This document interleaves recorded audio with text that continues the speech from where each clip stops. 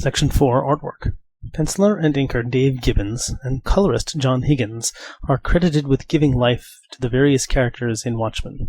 They employed a variety of innovative techniques, a style that contained elements of the golden age of comics, and a deliberate attempt to inject cinematic realism uncommon in the comic books of the 1980s. Gibbons, who had worked with Moore on previous occasions, including a notable 1985 Superman story, Annual 11 for the Man Who Has Everything, avoided convention in his work and developed a storyboard style to the dialogue written by Moore. Nearly every panel includes significant details to the storyline or includes visual motifs such as triangles and pyramids with themes important to the plot. Gregory J. Golda describes the artwork as, quote, both a tribute to the gold and silver age style of superhero comics, unquote. He also writes that there, quote, are symbols embedded in this work that require a book to fully discover. Gibbons used other cinematic techniques, such as having two main characters somewhat obscured by their surroundings and background characters, in order to avoid the usual extreme focus upon the primary characters prevalent in most comic book art. Moreover, Watchmen rarely uses motion lines to indicate motion, another technique often utilized in the comic book industry. In Watchmen, motion lines are only used to indicate small actions and are not utilized in fight scenes. Instead, Gibbons uses posture and blood to highlight the motion and movement of the characters, which, quote, adds to the feel of realism and limits the authorial voice. Also missing are the written onomatopoetic sound effects that are traditional comic book storytelling technique. Gibbons also described his design of the characters as his own, derived from Moore's character notes.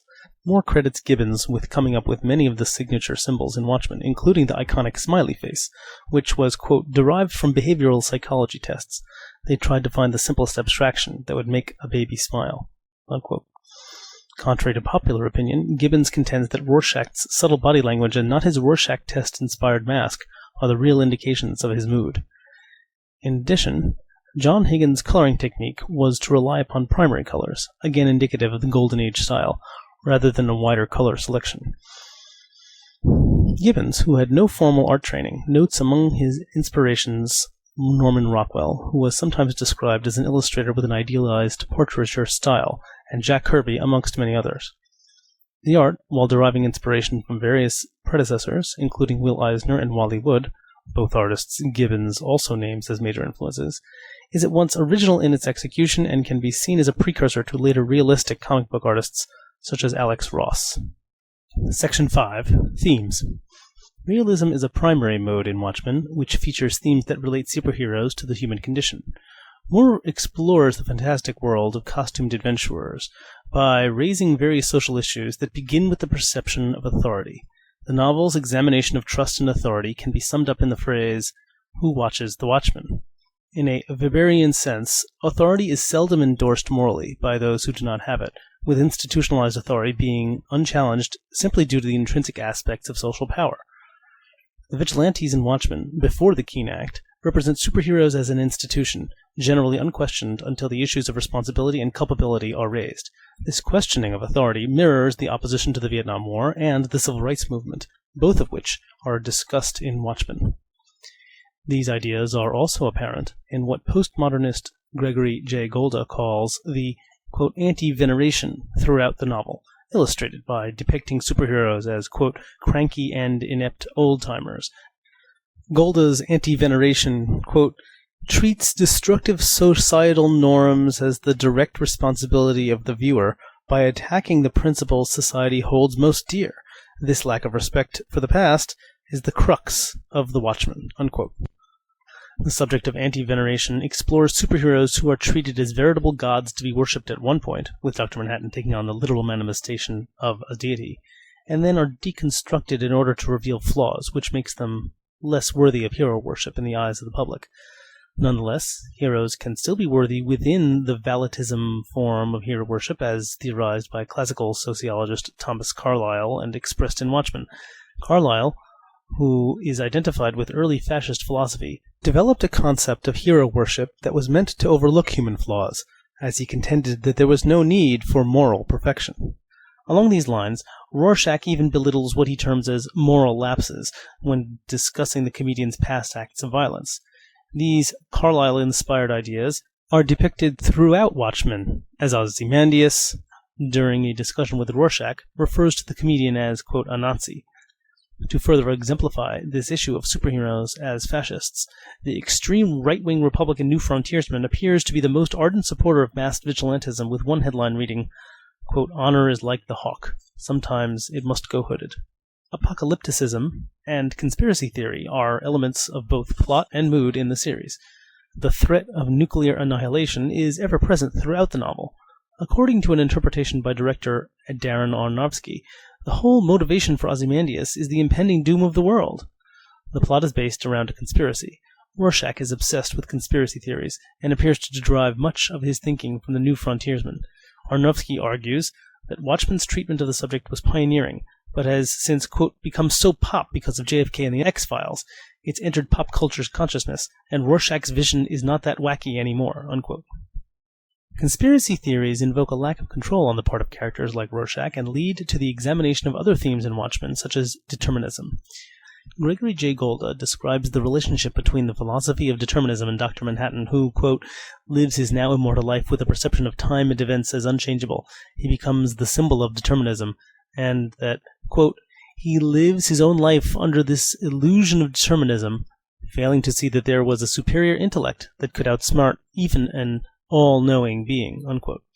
This ties into notions of free will as discussed by Thomas Hobbes, a prominent philosopher of determinism and human nature. Hobbesian views tend to support the notion that there was no absolute free will, as Hobbes, quote, was a determinist in the sense that he espoused that although one's actions are free, one's will is not, unquote. It is often Dr. Manhattan who discusses issues of determinism and free will when he explains to Silk Spectre, we are all puppets, Laurie. I'm just a puppet who can see the strings. Watchmen also explores issues dealing with memory by utilizing flashbacks, which define the characters and how they are remembered by their peers.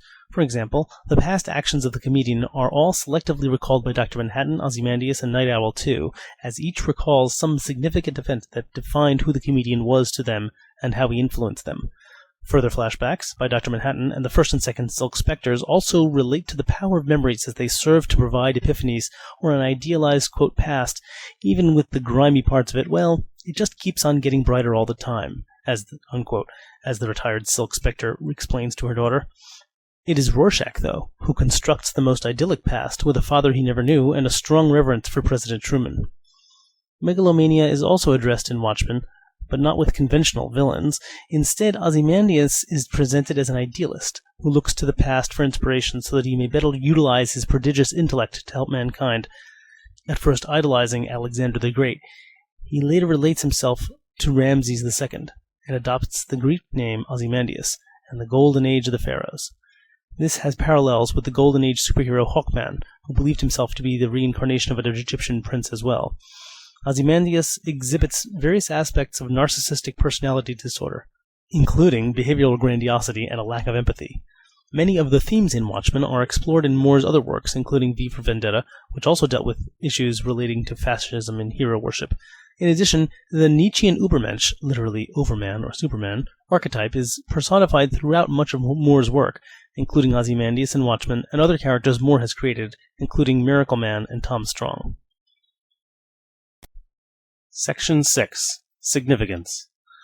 Reception and Criticism. Time magazine placed Watchmen on its list of the 100 greatest novels from 1923 to the present, stating that it was, quote, told with ruthless psychological realism, in fugal, overlapping plot lines and gorgeous cinematic panels rich with repeating motifs, a heart-pounding, heartbreaking read, and a watershed in the evolution of a young medium, unquote. Watchmen was the only graphic novel to be listed.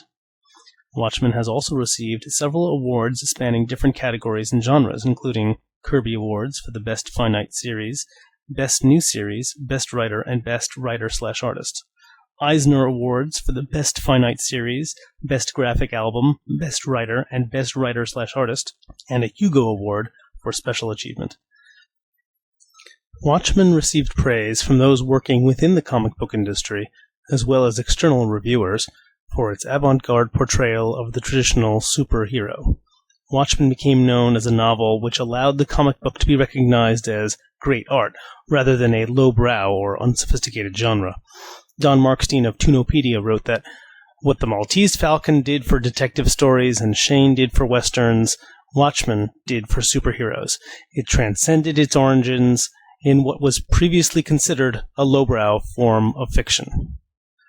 Watchmen's status as a seminal book in the comic book field was recently boosted when acclaimed comic book author Stan Lee called it his, quote, all-time favorite comic book outside of Marvel, unquote. A review by Revolution SF goes on to say that Watchmen is one of the most important stories in comic book history. There has also been some criticism of Watchmen. In terms of the artwork, the colors have been characterized as flat and too contrasting by one reviewer. There has been some questioning of the complexity of Watchmen as well as Gibbons' involvement in it, saying that he, quote, always felt a bit like the fill-in guy, unquote. The same source criticizes the long-term influence of the work, and Alan more generally, and asks, quote, did the comic book have to grow up? References in other works. Watchmen was parodied by the Simpsons comic book series Radioactive Man in issue number 679, who washes the Watchmen's infinite secrets of legendary crossover Night Wars, September 1994. Night Owl and his ship make a cameo appearance in the third issue of Marvels by Kurt Busiek and Alex Ross. Under the Hood, the book written by the original Night Owl, Hollis Mason, is seen in a shop window, and Rorschach is visible in the background of the superhero bar in Kingdom Come, also illustrated by Alex Ross. In issue 17 of the late 80s DC series The Question by Dennis O'Neil and Dennis Cowan, The Question reads a Watchmen trade paperback and then contemplates Rorschach's crime-fighting ideas and their relationship to his own, finally concluding that Rorschach sucks after attempting to employ his methods. This was an intentional irony, as Rorschach's character is partly based on the original Charlton Comics' version of The Question. In 2004, the movie The Incredibles was released, with reviewers commenting upon themes expressed in the film which seemed to pay homage to Watchmen. The now-defunct Canadian rock band The Watchmen took their name from the comic series. Joey Serlin, their guitarist, is an avowed comics fan.